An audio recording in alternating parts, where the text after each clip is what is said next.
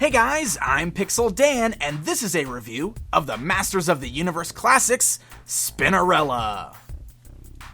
Spinerella is one of the more rare figures from the vintage lineup, so getting her added to Classics to continue on the route of completing the Princess of Power figures is pretty great, so let's check her out. As you can see, Spinerella comes on the standard Masters of the Universe Classics blister card packaging, complete with the Princess of Power sticker right there on the front.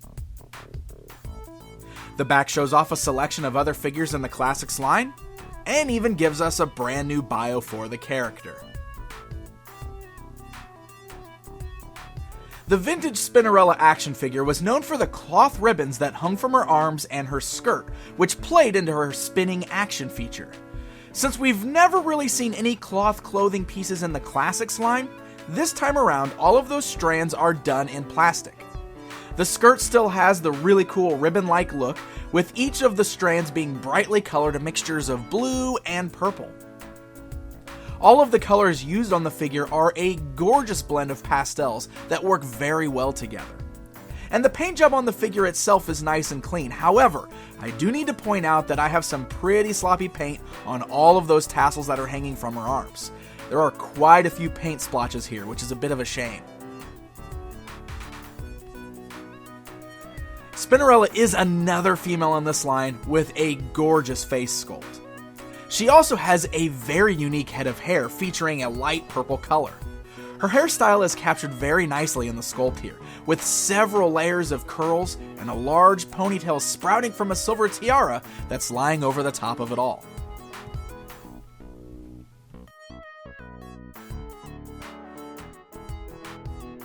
Alright, let's take a closer look at Spinerella, shall we? Now, Spinerella, gorgeous looking figure. The sculpt is awesome. She's really cool because she's got this huge head of hair and also all these tassels that are hanging down all over the place. So it looks great. It is going to get in the way of the articulation and the posing of the figure just a bit. So be prepared for that. And let me show you what I'm talking about. Because of that large head of hair there, you might have some issues with rotating her head. Now, the good thing is that it is sculpted kind of curving back a little bit, so as long as her arms are down, you should be able to get those folding over arms pretty good. If you were going to do the thing with her arms posed out to her side, however, that's where you're going to run into some issues. Obviously, you're not going to be able to get her head turning left or right too much if you've got her posed in that position with the arms outwards. And the only reason I bring that up is because she's got those tassels on the arms, so a lot of times you probably will pose her arms outwards like that. But may not be that big of a deal.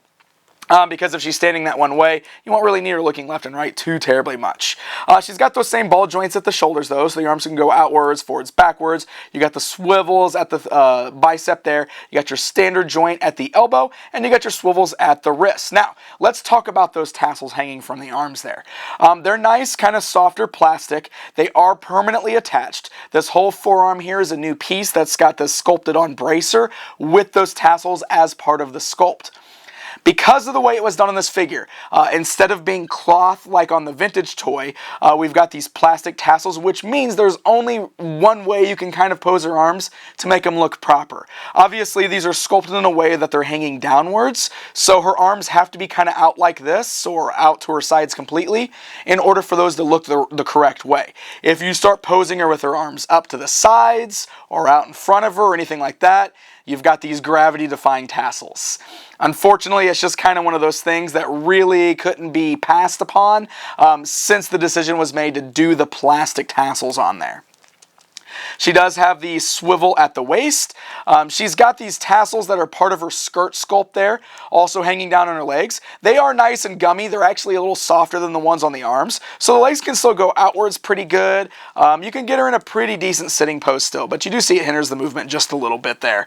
You got the swivels at the thighs, just like normal. You got your standard joints at the knees there, nothing at the boot cut, and you got standard joints at the ankles. There's no pin showing. Ankles are a little loose on this one, unfortunately. You can see how easy it is to move her kind of back and forth there. So she's got weak ankles on here. Now, tassels are neat. Even though they're the plastic, I do really like the way that looks, and obviously we haven't had any cloth in this line, so that's why the decision was made to go plastic, just like with everything else. So that is going to kind of hinder the way you pose this particular figure around. I guess since the plastic was used, that was sort of a necessary evil with this particular character. Now, let's take a look at the hair, because she's got a really unique feature that we haven't really seen a whole lot of in this line. She's got two different methods of displaying her. So you can see she's got kind of this larger little crown on her head on the top there with this large bun, and around the back she's got this great little ponytail coming out of the back. What's really cool about that is you've got the ability to pop that off. You can see the ponytail just plugs into a little peg there, and it slides out of a hole that's attached to that bun and that tiara. You can pop that off if you want to, and then just put the ponytail back in her head and display her this way if you choose. That way you have the option of displaying her either the way the vintage toy came or the way she appeared in the Filmation cartoon series. That's a really cool way to pull this feature off, and I think it works really well. Gives you multiple display options for the character.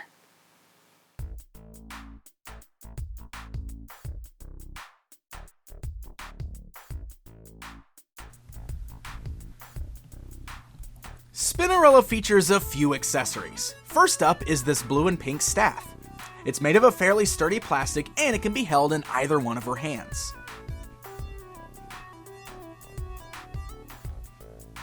The second accessory is the standard Princess of Power shield, done in a pink color combination. Here's the problem with the shield this time. Because of the large bracers on her arms that her tassels are attached to, there's really no good way to clip this shield on. It just doesn't really fit. You can kind of get it to clip onto her hand and make it work that way, but it just doesn't really clip onto her arm the way it should. Alright guys, it's comparison time. Here's a look at the new Spinerella standing alongside her vintage counterpart. You can really see the difference in the cloth tassels compared to those new plastic versions.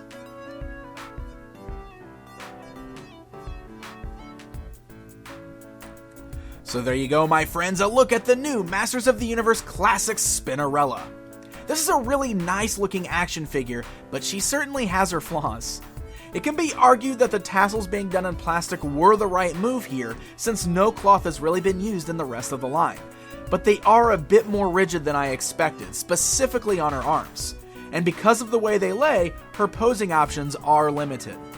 The shield accessory is also basically useless here. But even with those downsides, she still looks gorgeous. Great sculpt and color palette will really make her look good among the rest of your Princess of Power figures on your shelf. And it's always nice to add a character to our collection that was harder to obtain back in the vintage line. Spinerella is part of the 2014 Club Etheria subscription and should be available on MattyCollector.com on December 15th, 2014. Until next time.